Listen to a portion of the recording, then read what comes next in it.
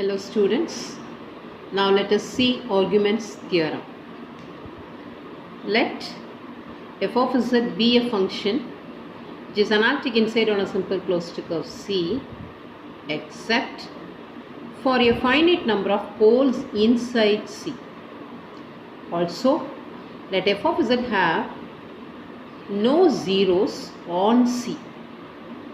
Then 1 by 2 pi I integral over C f dash of z by f of z dz is equal to capital N minus capital P, where capital N is the number of zeros of f of z inside C and capital P is the number of poles of f of z inside C. Everything is counted, only the points that lie inside C. And one more criteria, so what is given? A function is analytic except at some points called poles. And this function has zeros and those zeros lies inside C. There is no zero on C.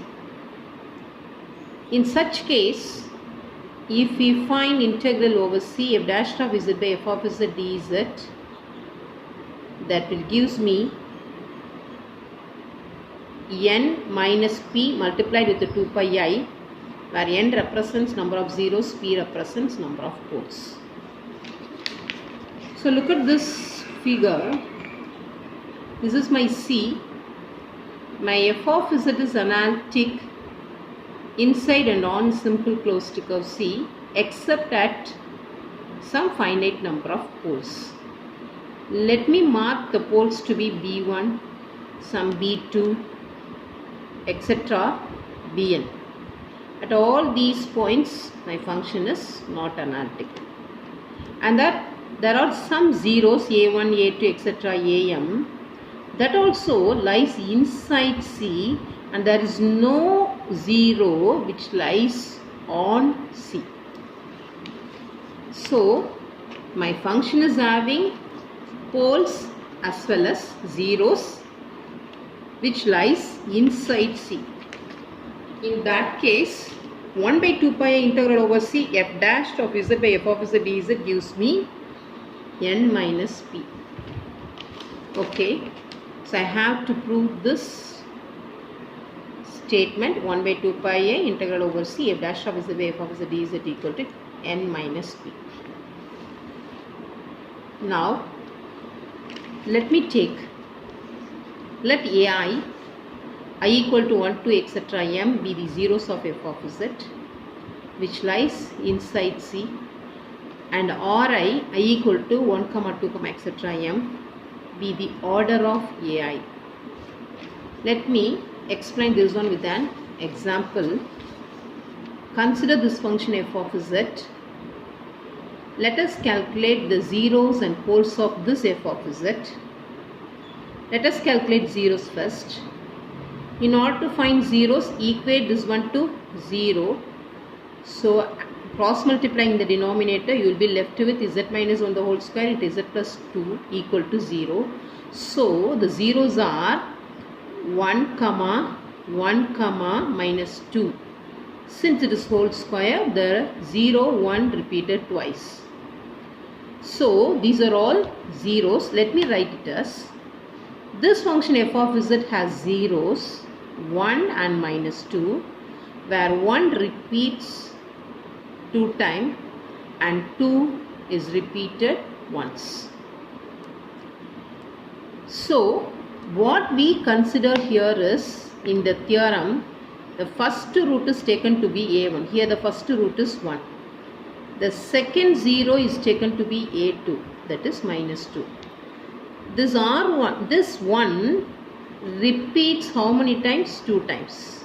So r1 is 2 and r2, what is the, what about 0? Second 0, minus 2 repeats only once.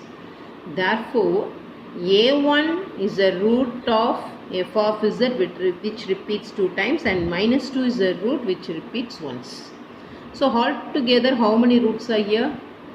R1 plus R2 which is 2 plus 1 equal to 3. So I am having 3 zeros. Coming to poles, equate the denominator to 0, you will be getting minus 3 and 1 as a pole. But the power is 4, so it's a pole of order 4. So the pole repeated 4 times. So what I am writing?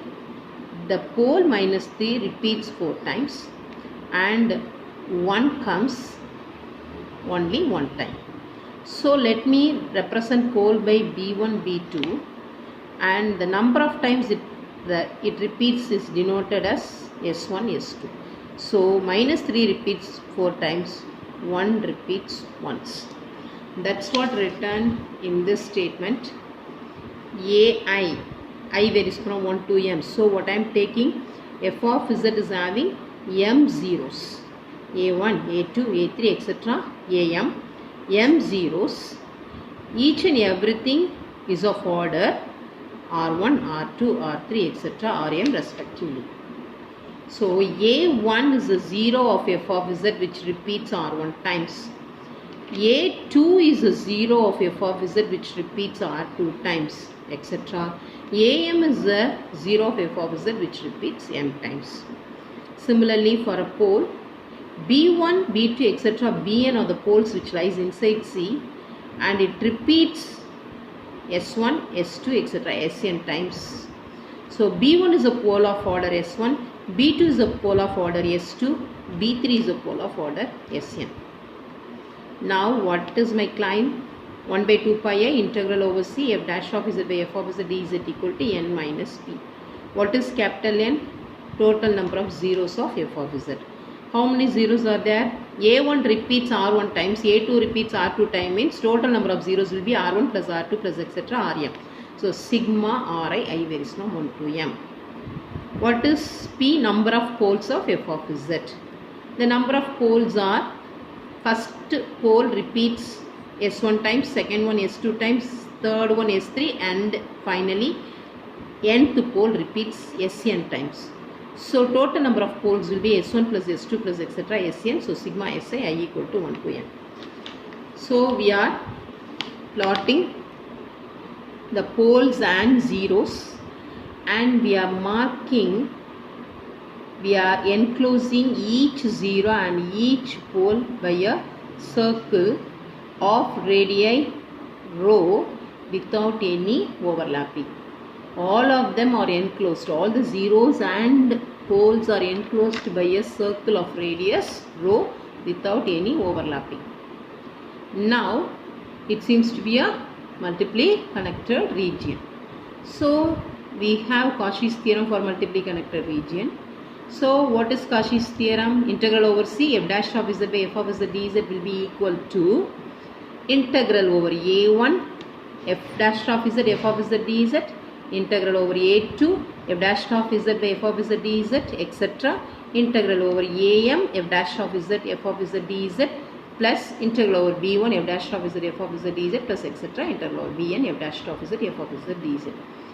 All these are written together in summation. Summation varies from I to m integral over ai f dash of z by f of z dz, and the next set is written another summation sigma I equal to 1 to n over bi integral over bi f dash of z by f of z dz. You consider this as equation 1. Now what we are going to do is we are going to find the value of this integral, and we are going to find the value of this integral. After finding these two values, I am going to substitute that value. That value should be Ri. Here I should get it as Ri. Here also I should get it as Si. Then automatically sigma Ri becomes N, sigma Si becomes P. So I will get the required result. So let us find values of these two integrals. Let us consider this integral. Consider this integral over ai f dash of z by f of z dz. We know that this ai is a circle with the center small ai and radius rho. What is ai? ai is a 0 of order Ri of f of z, and a is the only 0 of f of z inside ai. Inside the circle ai will be the only 0. So I can express f of z as Since ai repeats ri times, it can be written as according to the definition of 0, f of z equal to z minus ai whole power ri into phi I of z. For example, in this case, what is f of z? For the 0, 1, 1 repeats 2 times. So what is f of z? Z minus 1 the whole square. The remaining function doesn't contains the 0, 1, that totally taken to be phi of z. So what is phi of z? Z plus 2 divided by z plus 3 the whole power 4 into z plus 3 whole power 4 into z minus 1. Now the same way here,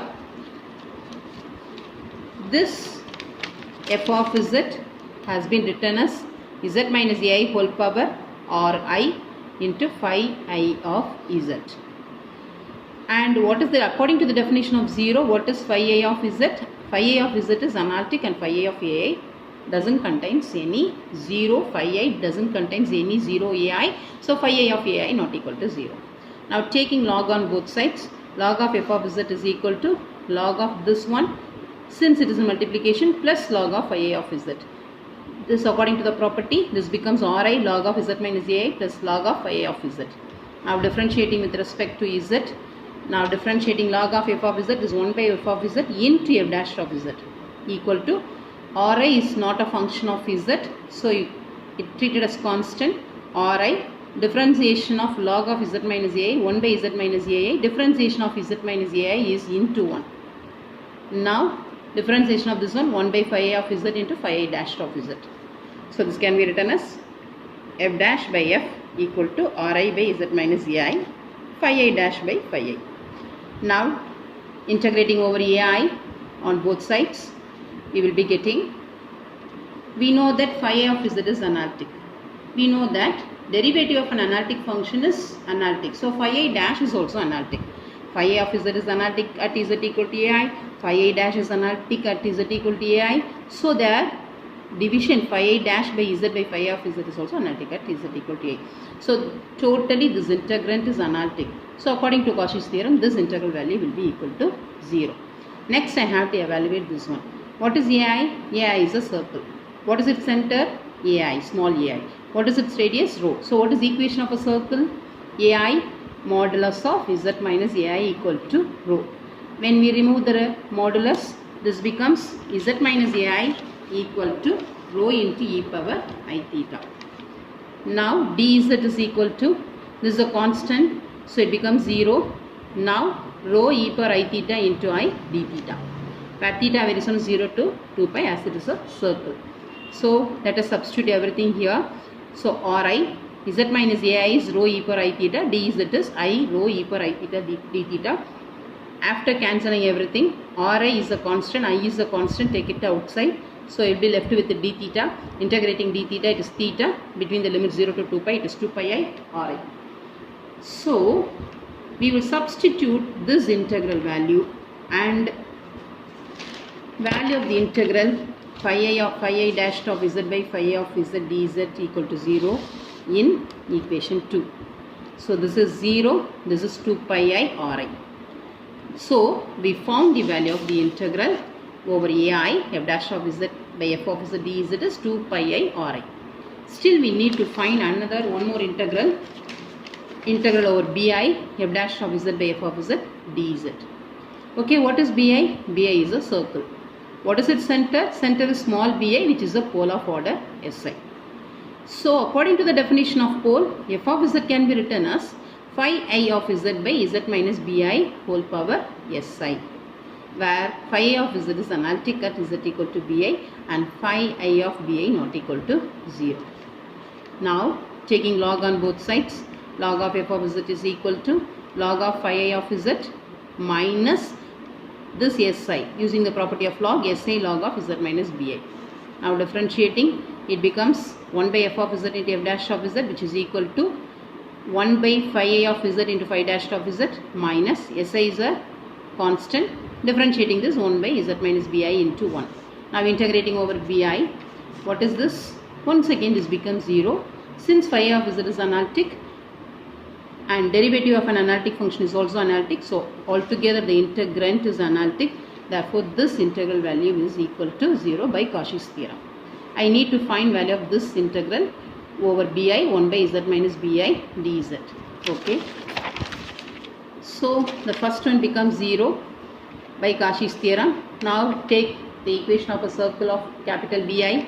It is z minus modulus of z minus bi equal to rho, which can be written as z minus bi equal to rho e power I theta, differentiating dz rho I e power I theta d theta, just similar to the zeros.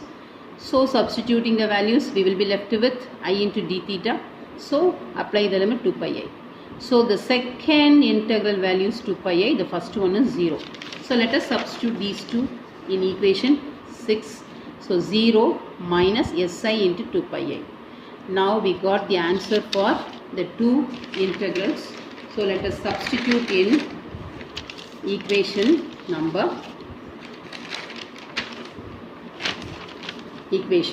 1. This is 2 pi I Ri.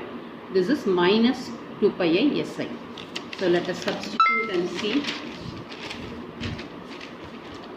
So our equation 1 becomes 2 pi I Ri minus 2 pi I Si. Take out 2 pi I sigma Ri minus 2 pi I sigma Si. Sigma Ri is n, sigma Si is p. So 2 pi I is common. 2 pi I into n minus p. So we get the result.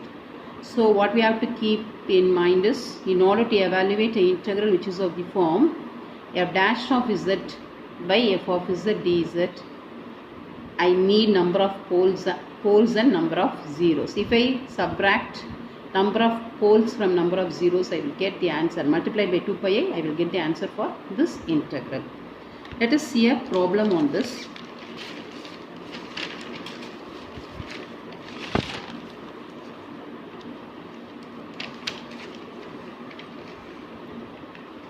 And this is a problem. F of z is given. We are asked to evaluate this integral. So it is integral over c f dash of z by f of z. Then I can use arguments theorem. This is equal to capital N minus capital P. So I have to count number of zeros and number of poles of f of z. Look at the numerator. Number of zeros is obtained from the numerator. Since it is quadratic function, I will be getting two zeros. Z square plus 1 equal to 0, z square equal to minus 1, z equal to plus or minus I, so I comma minus 1. But actually no need to calculate the 0.